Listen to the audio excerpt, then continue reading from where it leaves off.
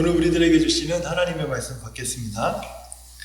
오늘 우리들에게 주신 하나님의 말씀은 시편 126편 1절에서 6절까지 말씀입니다.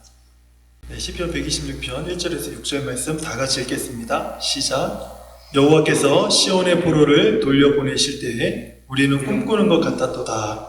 그때 우리 입에는 웃음이 가득하고 우리 혀에는 찬양이 찼었도다. 그때 문나라 가운데서 말하기를 여호와께서 그들을 위하여 큰 일을 행하셨다 하였도다. 여호와께서 우리를 위하여 큰 일을 행하셨으니 우리는 기쁘도다. 여호와여 우리의 포로를 남방 시내들같이 돌려보내소서. 눈물을 흘리며 씨를 뿌리는 자는 기쁨으로 거두리로다. 울며 씨를 뿌리러 나가는 자는 반드시 기쁨으로 그 곡식단을 가지고 돌아오리로다. 아멘. 회복은 하나님께서 예배자들에게 주시는 아주 놀라운 축복입니다. 그 많은 사람이 예배 안에서 하나님이 주시는 이 회복을 통해서 좌절해서 주저앉은 사람들이 다시 일어서는 경우를 참 많이 보게 됩니다.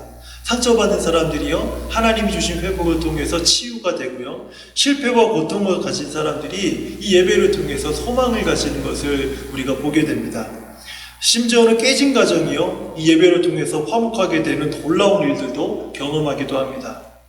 특별히 이 예배는요, 제게 있어서 제 삶에서 가장 힘들고 고통스러웠고 절망스러웠던 시기에 매주일 예배는 저를 지탱해주는 그런 버팀목이 되었습니다.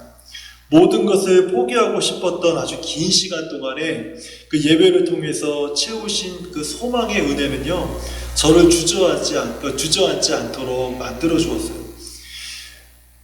제가 가장 힘들고 어려웠던 시간 동안, 그것이 짧지 않았기 때문에 아주 그 긴 시간 동안에 제 마음을요, 가장 많이 충동질했던 것이 있었습니다. 그게 무엇인가 하면 너무 힘드니까 내 삶을 스스로 그냥 망가뜨리는 거예요. 그냥 방탕하고 무질서하도록 내 삶을 방치해 두려고 하는 그런 충동이 제 안에서 굉장히 오랜 시간 동안 제게서 일어났었습니다. 하지만 매 주일마다 드리는 예배를 통해서 하나님은요, 제 삶의 이 질서를 붙들어 주셨어요. 제가 방탕해지지 않고 무질서해지지 않도록 하나님이 제 삶을 붙들어 주신 것을 제가 경험을 했습니다. 지금 생각해보면 지난 한 8년간 이제 어느새 만 9년이 되어 가는데요, 이런 이민 생활은 제 인생에 있어서 가장 힘들고 두렵고 고통스러운 시간이었던 것 같습니다. 근데 저는 이 긴 시간을요, 피하고 싶었습니다. 솔직하게 이 시간을 도망치고 싶었어요. 이게 너무 힘들고 감당할 수 없는 시간이 점점 심해지니까 처음에는 감당할 줄 알았는데 상당히 오랜 시간 점점 더 힘들어지는 과정을 겪으면서 정말 피하고 싶었습니다. 우리 성도님들은 믿지 않으시겠지만 저는 시차를요, 2011년 12월에 왔는데 제가 2012년 10월 달에 비로소 제 정신이 깨어난 것을 제가 경험을 했어요.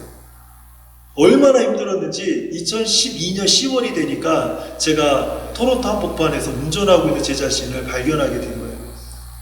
너무너무 힘든 시간들이 그것부터 시작을 해서 그 이후로는 더 힘든 시간들이 다가오니까 정말 도망치고 싶을 때가 한두 번이 아니었습니다. 그런데 하나님은요, 이 예배를 통해서 이 긴 시간 동안 제가 그 힘들고 어려운 시간을 정면으로 맞설 수 있는 힘을 주셨어요. 그리고 버틸 수 있는 그런 은혜를 하나님이 주셨다라는 거예요. 그래서 저는 예배를 이렇게 정의하고 있습니다. 최근 한 10년간 제가 예배를 정의하기를 이렇게 합니다. 예배는요, 하나님이 주시는 회복을 경험하는 시간이다. 예배는 하나님이 주시는 회복을 경험하는 장소이다. 저는 이렇게 예배를 정의하고 있습니다. 그러므로 삶의 회복이 필요한 사람은요, 예배의 자리로 나와야 돼요. 구원이 필요하고 소망이 필요하고 새롭고 살 길이 필요한 사람은요, 하나님을 예배하는 자리로 나와야 됩니다. 그때 비로소 우리의 삶이 회복되고 하나님의 은혜가 우리 삶에 부어지고, 그리고 그 은혜로 인해서 우리가 어떻게 살아가야 되는지, 하나님이 나를 어떻게 돕고 계시는지를 우리가 더 깊이 알 수 있게 된다는 거예요. 오늘 우리가 함께 읽은 시편 126편이 바로 하나님이 주시는 이 회복을 노래하고 있는 시편입니다. 회복이라는 말은요, 일반적으로 잃었던 재산이나 명예를 회복할 때, 인생 역전, 이런 것을 가리킬 때 우리는 회복이다. 이런 말을 사용하게 됩니다. 그러니까 회복이라는 말은 과거의 영광스러운 모습으로 다시 돌아가는 것을 이야기하는 것입니다. 과거의 모습으로 돌아가는 것이 회복이라는 거예요. 시편 126편은요, 그 남유다가 멸망한 후에 포로로 잡혀갔던 백성들이 다시 예루살렘으로 하나님의 은혜로 돌아온 것을 언급하고 있는 시편이에요. 당시에 남유다가 이 바벨론에게 멸망당해서 포로로 끌려갔던 백성들이 탄식하면서 불렀던 노래가 있거든요. 그 당시 상황에 맞춰서. 그게 바로 시편 137편입니다. 제가 이 시편 137편을 말씀을 준비하면서 다시 읽어보면서 이 당시에 포로로 끌려갔던 이 백성들의 심정이 어떠했는지를 제가 조금 더 깊이 느낄 수 있게 되었어요. 그래서 제가 새번역 버전으로 제가 한번 이 시를 낭독해 드릴 겁니다. 성경을 펴시고 한번 137편의 말씀을 개역개정 성경으로 한번 따라오면서 제가 표준 새번역으로 읽어 드릴 때 한번 의미를 잘 한번 들어보시면 좋을 것 같아요. 이 137편의 제목이 표준 새번역에는 이렇게 되어 있어요. 복수를 위한 기도.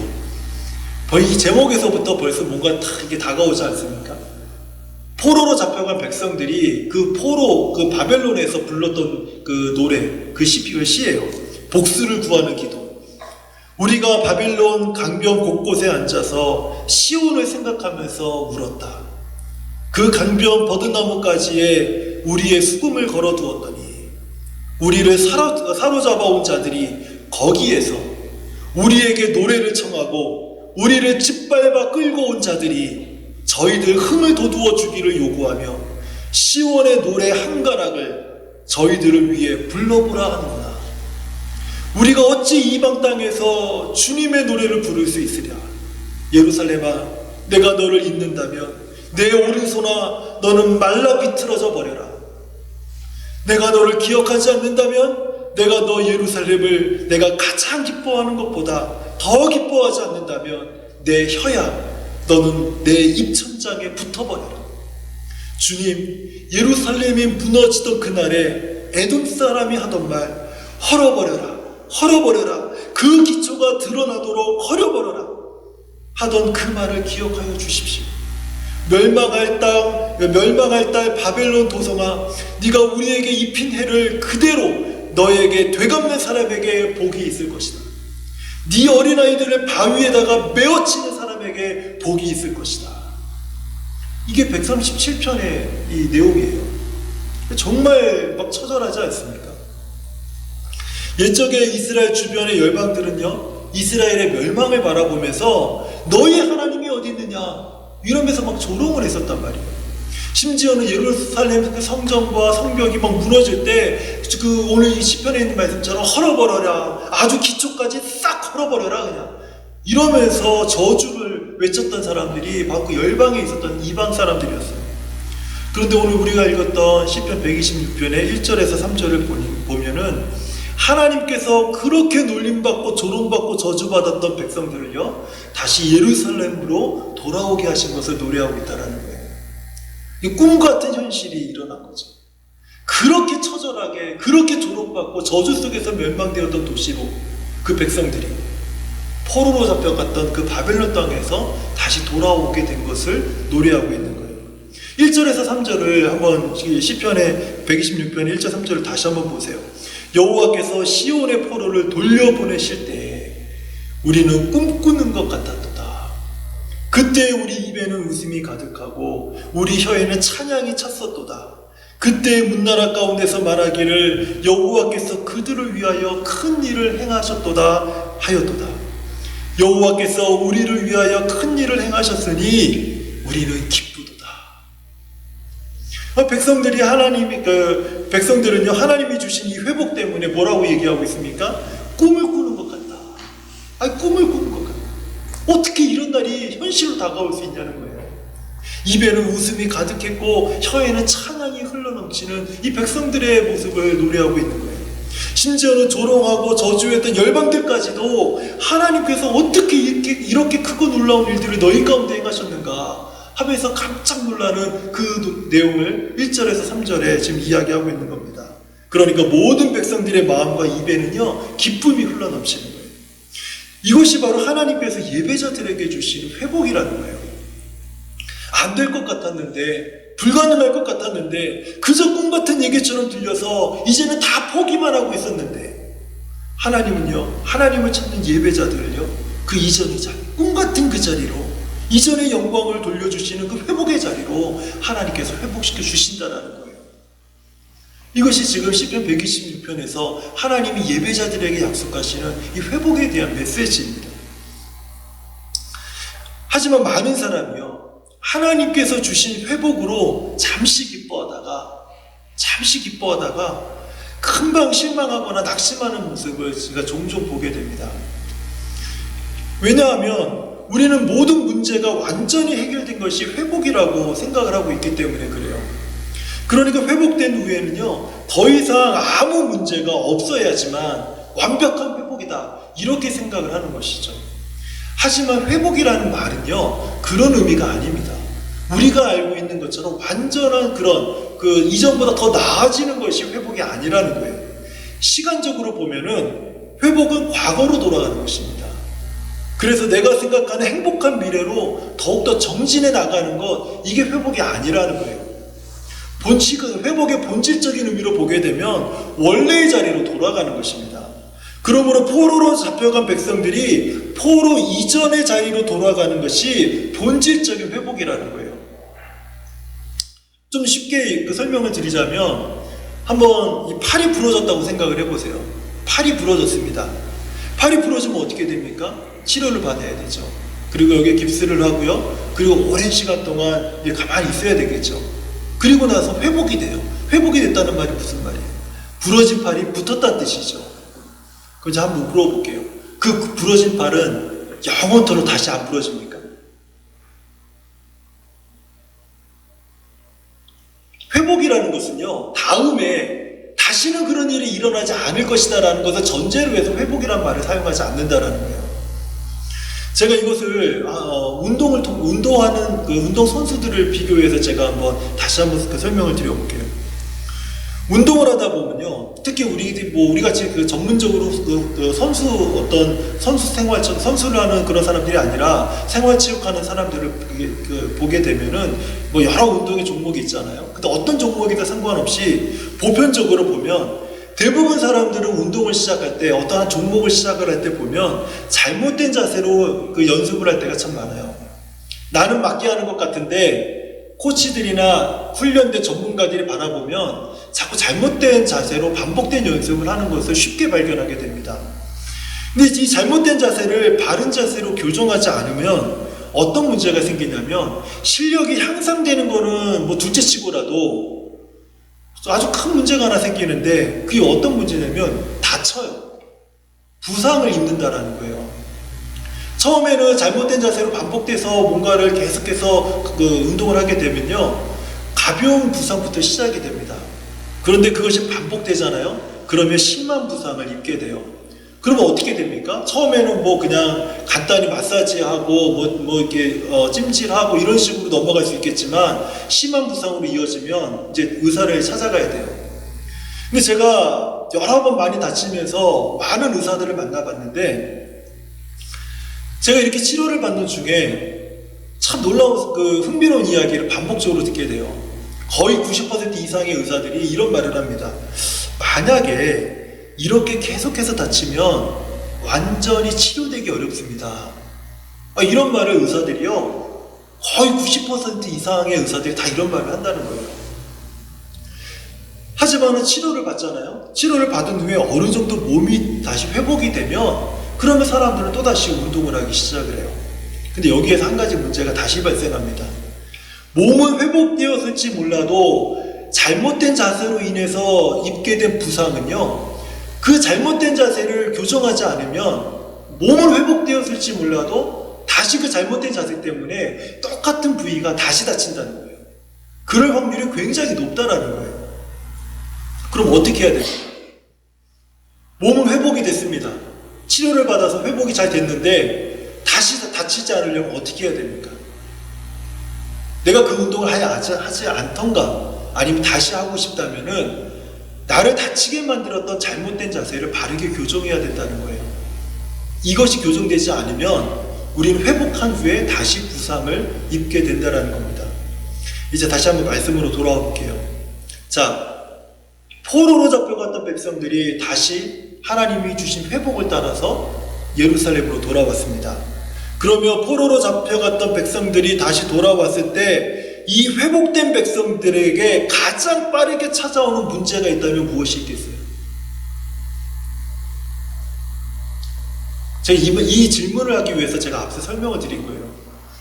회복된 백성들에게 가장 빨리 찾아오는 문제가 있다면 어떤 문제가 있겠냐는 거예요. 아마도요, 백성들이 멸망당해야만 했던 그 문제가 다시 찾아올 거라는 거예요. 어디에서요? 다시 회복으로 돌아갔던 그 예루살렘 자리에서. 왜 이스라엘이 멸망하고 남유다가 멸망했습니까? 불신앙 때문에 멸망했어요. 그렇다면 회복된 백성들에게 다시 찾아오는 심각한 문제가 무엇일까요? 그것은 신앙의 문제였던 거예요. 한번 4절을 한번 보세요. 오늘 본문의 4절을 보면요, 여호와여 우리의 포로를 남방 시내들같이 돌려보내소서, 이 말씀이 있는데 우리는 이 4절을 통해서 두 가지를 생각해 볼 수가 있습니다. 첫 번째는 남방에 대한 의미예요.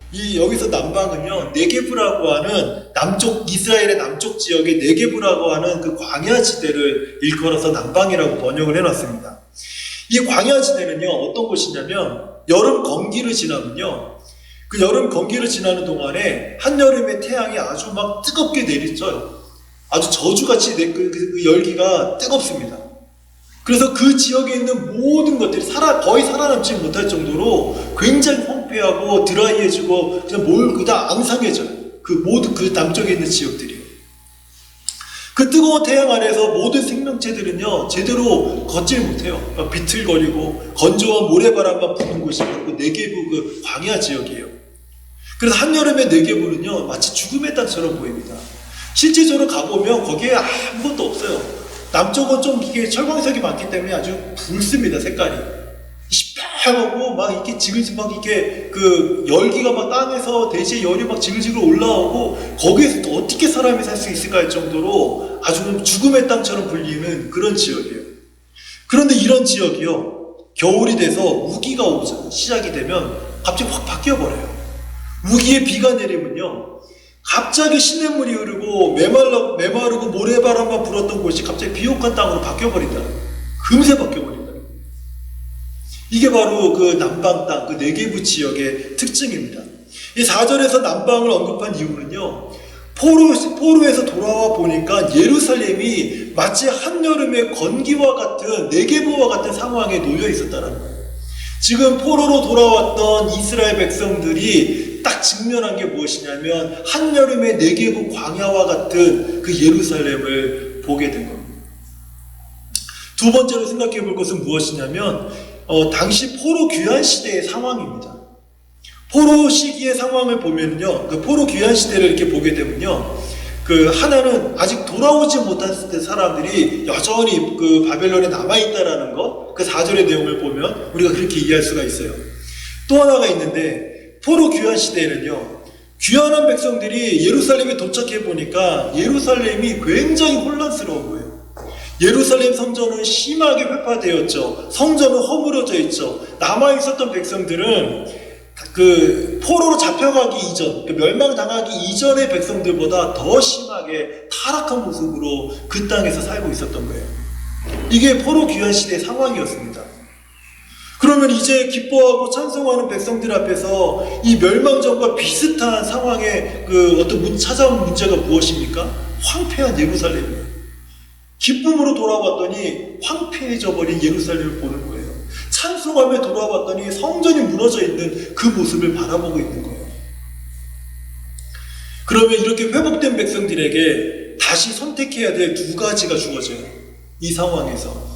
하나는 멸망당했을 때처럼 다시 맞은 이 답답한 상황에 대해서 원망하고 불평하고 하나님을 떠나는 불신앙의 길을 다시 선택하든지, 아니면 멸망 전에 무너져 버렸던 그 하나님의 말씀과 믿음을 다시 이제 일으켜 세워서 온전히 하나님만을 섬길 것인지, 이 답답한 상황 속에서 바로 이 두 가지 선택이 회복된 백성들 앞에 찾아온 문제였다는 겁니다.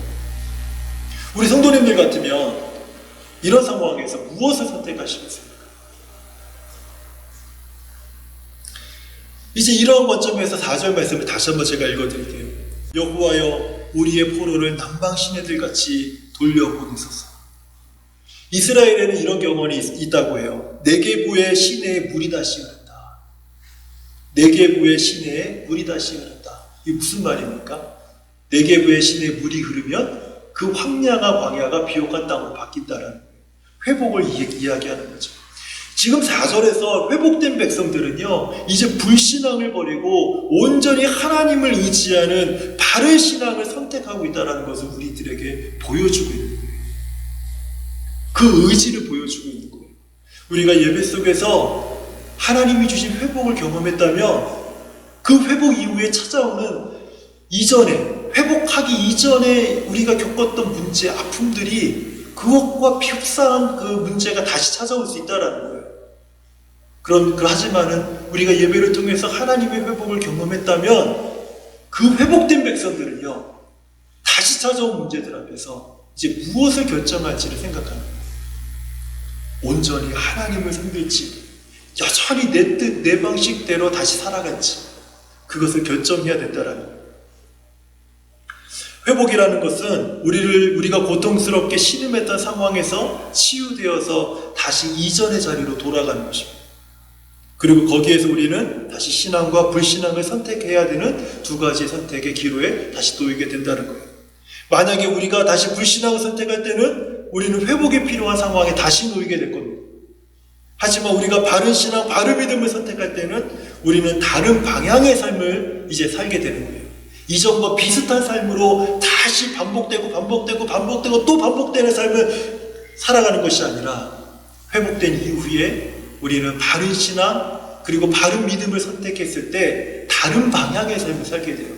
그게 바로 오늘 시편의 마지막 부분인 5절과 6절의 말씀입니다. 5절과 6절을 보면 눈물을 흘리며 씨를 뿌리는 자는 기쁨으로 거두리로다. 울며 씨를 뿌리러 나가는 자는 반드시 기쁨으로 그 곡식단을 가지고 돌아오리로다. 5절과 6절은요, 바로 회복한 후에 우리가 바른 믿음으로 정진해야 되는 방향에 대해서 말씀을 하고 있는 거예요. 포로에서 돌아온 백성들은 회복은 되었지만 한여름에 네게부와 같은 계절적인 기근과 영적인 기근을 함께 겪어야만 했습니다. 그래서 씨앗을 뿌리는 자라는 말보다는요, 눈물로 씨를 뿌리는 자, 이렇게 격한 어조로 그 당시의 상황을 더 강조하고 있는 것을 우리가 확인할 수 있어요. 심각한 기근 때에는요, 남겨둔 씨라도 먹어야지 살 수 있는 거 아닙니까? 내가 가을의 추수를 위해서 씨앗을 남겨놨는데 기근이 너무 심각해요. 그리고 그 씨앗을 먹지 않으면 가을의 추수는 둘째치고 당장 죽을 수 있다는 거예요. 하지만 그럼에도 불구하고 이 가을의 추수를 위해서 그 남아있는 씨앗을 먹지 않고 그 씨를 뿌리는 자들의 마음은요, 눈물로 씨를 뿌릴 수밖에 없다는 거예요. 애통함으로 그 씨앗을 뿌릴 수밖에 없다는 거예요. 왜요? 가을의 추수를 기대하고 있기 때문에 그래요. 5절과 6절은요, 강조하고 싶은 것이 무엇이냐면 눈물로 씨를 뿌리는 자, 울며 씨를 뿌리러 나가는 자를 강조하고 싶은 게 아니에요. 이 5절과 6절은 새로운 방향, 우리가 나아가야 될 새로운 방향을 제시한다고 했잖아요. 그게 무엇입니까? 눈물을 흘리며 씨를 뿌리는 자는 기쁨으로 단을 거두는 자입니다. 울며 씨를 뿌리러 나가는 사람은 기쁨으로 그 곡식단을 가지고 오는 자입니다라는 이 니콜 관계를 지금 설명하고 있는 거예요. 지금 회복된 백성들이 이제 하나님의 말씀을 붙들고 믿음을 바로 세우고 하나님이 기뻐하시는 삶을 향해서 정진하며 나아가려고 할 때 그 사람들은 지금 그 결정하는 마음이, 심정이 힘들고 어렵다 할지라도 그 사람들은 기쁨으로 돌아오는 자들이 될 것이고 기쁨으로 추수하는 자들이 될 것이고 풍성한 삶을 누리는 사람이 될 것입니다라고 지금 그 성경에서 이야기하고 있는 거예요. 바른 믿음에게 바른 그 신앙의 길을 선택하는 그 순간이요, 우리를 가장 힘들게 할지는 모르겠습니다. 어쩌면 회복된 후에 다시 망할 것 같은 이 두려움에 우리가 휩싸일지도 몰라요. 하지만 우리가 온전히 하나님을 의지하면 바른 믿음의 발걸음을요, 이제 내딛기 시작을 하는 거예요. 그 방향은요, 하나님의 풍성한 축복이 있고, 하나님의 신령한 축복이 있고, 하나님의 은혜가 넘치는 자리이고, 성령의 인도하심과 말씀의 능력과 기도의 충만함들이 그 자리에 있는 거예요. 세상이 알지 못하는 기쁨과 충만한 복을 누릴 수 있는 새롭고 살켜서 살아나는 길로, 우리가 다른 방향의 길로 삶을 살아가게 된다는 거예요. 그래서 기쁨으로 거두는 자가 돼요. 반드시 기쁨으로 그 곡식의 단을 가지고 돌아오는 자가 되게 된다는 거예요. 우리 사랑하는 성도님들, 우리가 하나님을 예배하는 이 한 시간은요, 어떤 사람들에게는 지루하고 졸립고 아무런 의미가 없는 그런 시간이 될 수 있는 시간이에요. 하지만 이 시간을 사모하고 기다리며 예배하는 자들은요, 회복의 시간, 변화의 시간, 바른 믿음을 교정하는 시간, 그리고 하늘에 속한 신령하고 풍성한 복을 누리는 시간입니다. 저는 우리 에베네셀 교회 모든 성도님들이 이번 기간을 통해서 성전에 올라가는 노래를 함께 말씀을 듣고 나누는 이 기간들을 통해서 정말 우리가 예배에 대한 모든 생각과 어떤 정의와 또 예배에 대한 우리의 자세와 태도와 마음들, 이 모든 것들이 좀 새롭게 교정되는 그런 시간이 되었으면 좋겠어요. 그래서 우리 성도님들이 매주일 이 예배를 통해서 신령한 은혜로 회복을 누리고 정말 바른 믿음, 바른 신앙으로 하나님을 섬기는 저와 우리 모든 성도님들 되시기를 주의 이름으로 축원드립니다. 하나님 감사합니다. 하나님, 오늘 우리가 말씀을 통해서 하나님이 부어주시는 예배의 회복에 대한 의미와 또 그것에 대한 충만한 열매와 또 하나님이 주신 풍성한 은혜들의 방향들을 우리가 함께 듣게 되었습니다.